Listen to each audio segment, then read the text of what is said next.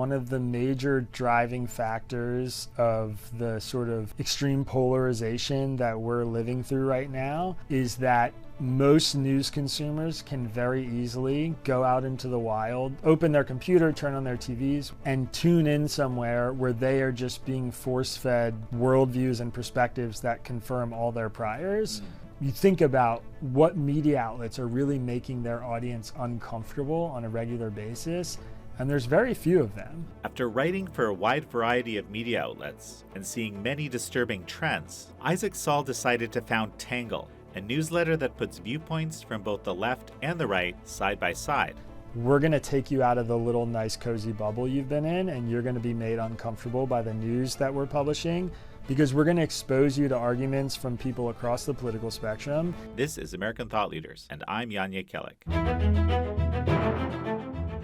Isaac Saul, such a pleasure to have you on American Thought Leaders. I'm glad to be here. Thanks for having me. So let's talk about the insidious forces, to use your language, that shape media today. Most Americans by now are probably familiar with some of them. One of the common examples is advertising revenue or advertising pressure. If you're a big media organization who makes most of their money off advertising revenue, then that means you necessarily need traffic. You need hits on your website. You need ratings on TV. And that has a tendency to kind of turn media companies into entertainment companies. You have to drive attention, be as sensational as possible. You know, if it bleeds, it leads is kind of the old school newspaper parlance.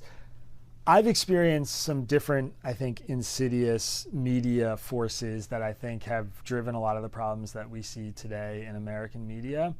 One of them is groupthink. Roughly 7% of all journalists in the media space, at least at sort of traditional media outlets, are Republicans or self-identify as conservative, which is kind of jaw-dropping if you really stop to think about it. I mean, very, very few people representing the mainstream media hold views that roughly half the country holds.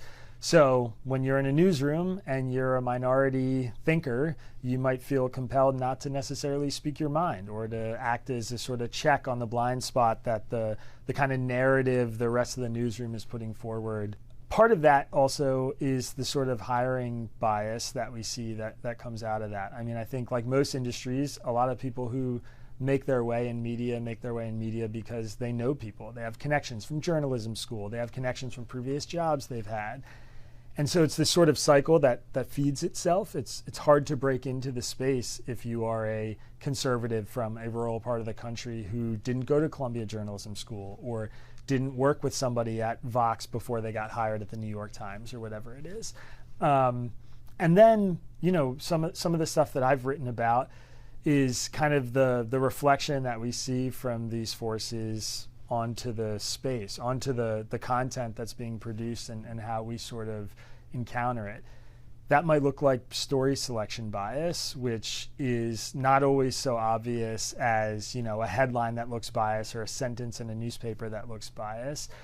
This is just, what are we choosing to cover today? What's the story we're going to focus on?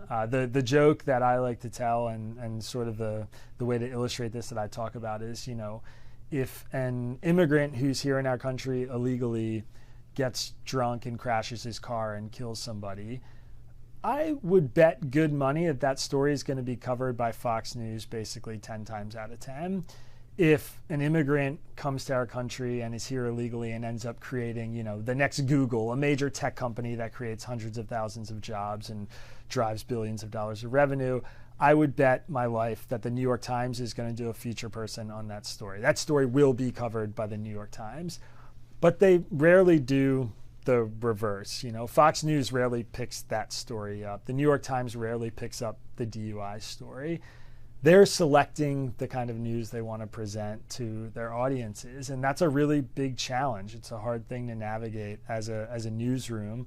One of the major driving factors of the sort of extreme polarization that we're living through right now is that most news consumers can very easily go out into the wild, open their computer, turn on their TVs, whatever, and tune in somewhere where they are just being force-fed worldviews and perspectives that confirm all their priors. If you are a, never Trump Republican, you can just go read the Bulwark and the Dispatch and never leave that space and never have your views challenged. If you're, dyed-in-the-wool Democrat, then it's the New York Times opinion page where you're rarely going to encounter, maybe you'll get some David French Republican conservative thought, but you're not going to get like intellectual Trumpism there. And if you're a diehard conservative and you just want to tune into Fox News or Breitbart or whatever it is and never really see anybody criticize the Trump presidency, aside from maybe like Jessica Tarlov or something, then you can do that. And it's really easy to do that.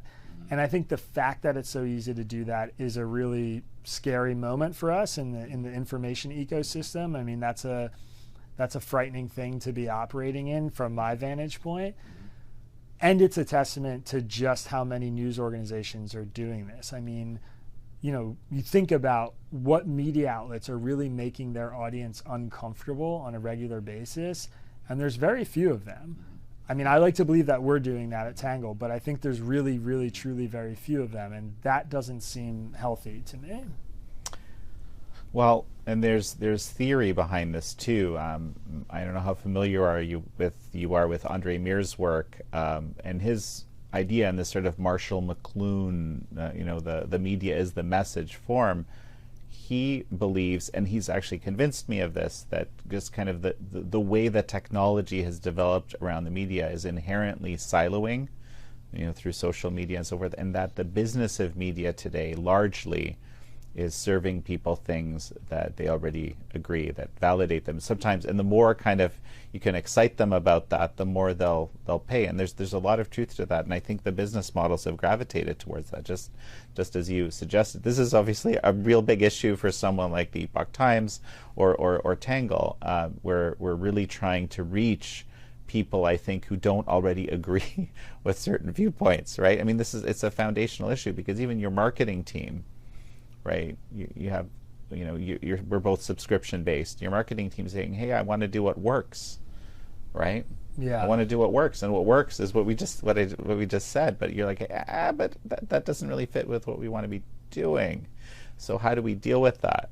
I think this is something we need to solve. Actually, I don't know the answer to that question. Yeah, it's really difficult. I mean, the sort of media parlance for it is the audience capture, right? You give your audience something, and then you see that they really like it, and now you want to serve your audience that thing over and over and over again. I remember during the first Trump presidency, I had a lot of friends and family who were just enraged by the dominance that he had over the media. Like they would say to me, I go to the Washington Post, or even the conservative people, I go to Fox News, whatever, and it's just Trump, Trump, Trump, Trump, Trump. Everything on the homepage is just Trump. It's all stories about him. And I want to read about other things. Like, why do you, the media, why do you guys do this? And the response that I always had is, if you go to the homepage of the New York Times or the Washington Post or Fox News, whatever, and there's a story about, Melania Trump and Donald Trump having some marital issues on the homepage, next to a story about Republicans passing a new health care bill in the House, which story do you click? I mean, really, like, how do you vote with your dollars when you're operating in those media ecosystems? And when they're honest with themselves, they all admit that they click the Trump story, and that's the first thing that they read. And media organizations see that. And so if you're Fox News or the Washington Post or New York Times or Wall Street Journal, and you're seeing, oh God, our readers are devouring Trump stuff, and you're an assignment editor, it's a no-brainer. You're the marketing team, you're on the business side, and you have any kind of pressure you can apply to the editorial side, it's a no-brainer. It's like, they want Trump, give them more Trump. That's gonna it's gonna get us the ratings, it's gonna get us the clicks. And it's a really, really hard thing to sort of wiggle out of, I think. For us at Tangle, the solution has been, we tell people up front what we're selling, and what we're selling is, we're going to take you out of the little nice cozy bubble you've been in, and you're going to be made uncomfortable by the news that we're publishing, because we're going to expose you to arguments from people across the political spectrum, and you're going to hate some of what you read. And if we're doing our jobs right, some of what you read will feel really representative of the worldview that you share. You will sort of experience the roller coaster of emotions you might if you were flipping between Fox News and MSNBC, rather than just sitting in and stewing in one of them and taking all the stuff that you want and being fed all the stuff that you want from these news organizations. That's been helpful for us. I mean, we're saying like, this is how we're different. That's sort of the brand that we're selling. But I think if you're there already and you're entrenched in it, it's really, really hard to get out of. I mean, I don't have a great answer for a more established media organization either. It's a difficult place to be. Isaac, just one quick sec. We're going to take a break, and folks, we'll be right back. And we're back with Isaac Saul, founder of Tangle News. The thing I like most in the Tangle newsletters is the Sunday funnies, or at least that's what I call them in my mind. And it's very cool. You know, you show on often the same topic what the left is doodling and what the right is doodling. Very, very kind of valuable, I was going to say column, but you know, I believe that's at the top of the newsletter every Sunday. I look forward to that. Tell me a little bit about how you cooked this all up in your background. Actually, you have a very interesting background when it comes to journalism. Yeah, sure. I mean, my sort of genesis story, I like to say, is kind of two-part. The first is that I grew up in Bucks County, Pennsylvania, so a swing county in the most important swing state, and it has been for most of my life. And so, you know, growing up somewhere where there's a lot of class divisions and a lot of political divisions, I just have friends and family from all across the political spectrum. And so I, you know, socially just empathize with people from a wide range of political backgrounds. And I see my friends or my mom or my uncle or my old teacher in all these different political actors who, you know, you encounter in the day-to-day news. I hear them and I see them and I empathize with them. So I'm open-minded about, you know, the state of the country and the two dominant political tribes. And then I, you know, left Bucks County to go work in the media space. And the first job I ever got was at the Huffington Post, which I'm sure most of your audience knows is a very liberal left-leaning paper. And I did not go work at the Huffington Post because I was a bleeding heart liberal whose dream was to work at the Huffington Post. I worked there because I was a journalism, nonfiction writing major who applied to 40 jobs, and I got one job, and it was at the Huffington Post. And it was a crash course in how that kind of, you know, purposefully slanted media is produced and pushed out the door. And Huffington Post, you know, to their credit, they have some really great, talented reporters there. They focus their ire and their lens on very specific things. You know, the ills of the Republican Party mostly. They focus on people who are of R's next to their name doing bad things. That's the beat if you're at Huffington Post. But I got to see sort of how that sausage was made there. And then, you know, after Huffington Post, I worked for Independent Journal Review. Which, before you continue, explain to me, tell me a little more about how the sausage is made. And we'll talk more about that further. But like, what do you mean when you say that? What was that? Yeah, sure. Yeah. I mean, first of all, like if you're a younger staff reporter like I was, my job actually at the Huffington Post, I was kind of on like the viral trends team initially, which meant we had to drive traffic to the website. And what year is this approximately? Just 2013, 2014, okay. Yeah. Got it. So in like the peak era of clickbait on Facebook and kind of the BuzzFeed domination and that sort of thing before Facebook turned the knob. And yeah, being on the viral trends team, it's like your success was measured in traffic. That's the job, is drive people to the website, and then hopefully once they get to the website, they'll click around. We have advertisements all across the site, and so that's how we drive revenue. So sometimes, you know, the really simple and obvious thing is like, how do you make a headline clicky? How do you have the curiosity gap in a story that makes people want to click into it? And that was a big part of my early training, was just like, it was almost irrelevant what the content of the story was. It was like, we just need to get people onto the page and into the website. What's this going to look like when it's shared on Facebook, that sort of thing. And I started to see when I was writing political pieces the way certain edits were suggested or how the headline was framed. You know, if I wanted to write a story that was really critical of Hillary Clinton sort of in a vacuum, there would be suggestions to like, okay, well, let's explore why Bernie Sanders is a better candidate. Maybe we can make this, you know, use this paragraph to compare Hillary to Bernie and sort of do it in a way that puts him in a more positive light. And I saw a similar thing at different news outlets that I worked with. You said you went to the Independent Journal Review yeah, after that. And I worked there, and I saw the mirror thing. I mean, a magazine that was sort of going online that has a very explicit conservative slant. And I would submit a story, and the ask from editors would be about, seeking out a different quote, or, can you dig into this statistic a little more, add this stat to balance the piece in a way that, to me, looked clearly favorable to the right. Or you see the way the headlines are changed, or whatever it is, or you tell your editor, I'm having trouble getting a hold of XYZ. Can we talk to an expert about, the impact of immigration on the economy? And the expert that they have is from AEI or Heritage Foundation. It's not from, the Brennan Center for Justice or whatever it is. So you just see how these forces kind of happen in the space. And I think for me, it just it really opened my eyes to the way all this stuff is being crafted kind of behind the scenes, both explicitly and intentionally, and also the stuff that, these newsrooms can't help.